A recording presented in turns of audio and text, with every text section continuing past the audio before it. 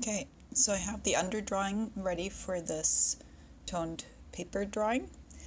I have my simple forms. I have some cylinders. I already went ahead and did a little of shadow mapping in the head area. So now I'm going to go ahead and shadow map the rest of this.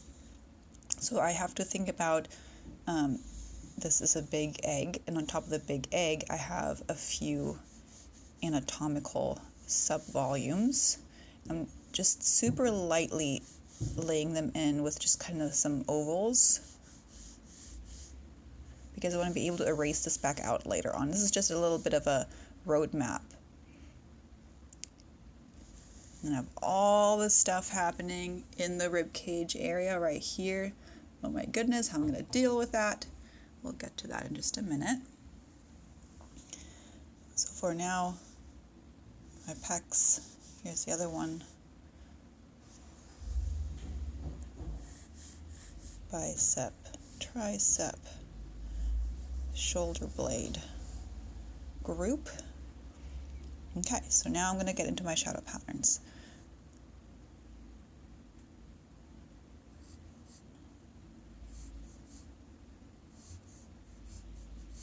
Paying close attention to when the edge of the shadow is changing. I'm squinting a lot.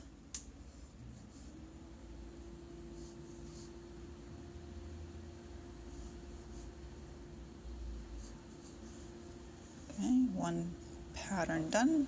Let's go to the next one.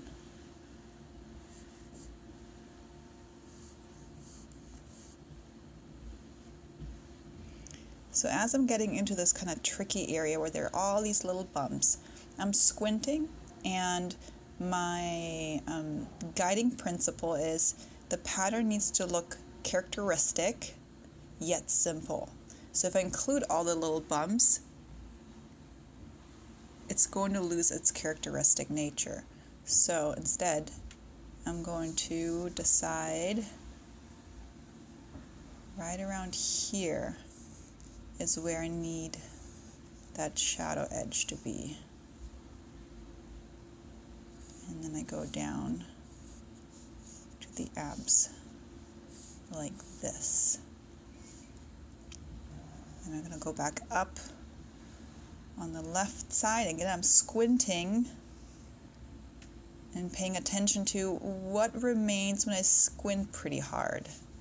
So it's really a discipline about canceling out that what actually interferes with the big picture and excluding that for the benefit of a more characteristic read. So I'm going to break this open later on, kind of connect this as part of the whole shadow here. And I'm going to connect this one with this shadow over here. So just how I kind of followed along this edge, made this a informed pattern, and now come back to the outer edge here and cleaning up the directional changes of the contour. And again, we don't want to have an outline. I'm just creating a clean edge, and then I am absorbing that edge into my shadow pattern.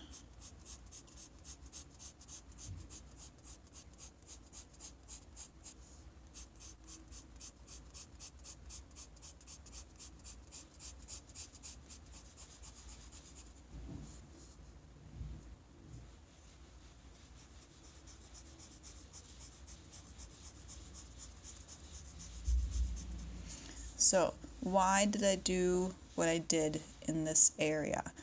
I did this because I'm aware that the rib cage is essentially an egg.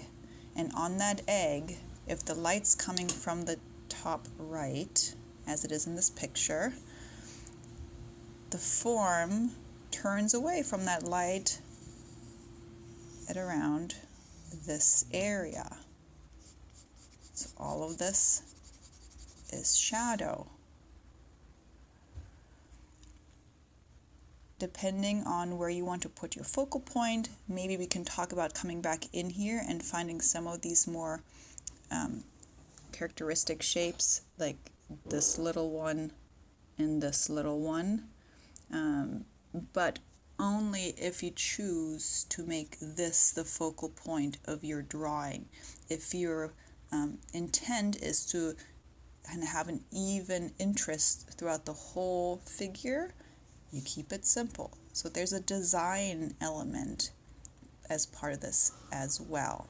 So I'm going to turn off the recording for now, complete the shadow mapping on the arm, and then make a second video where I start to model the form within the light.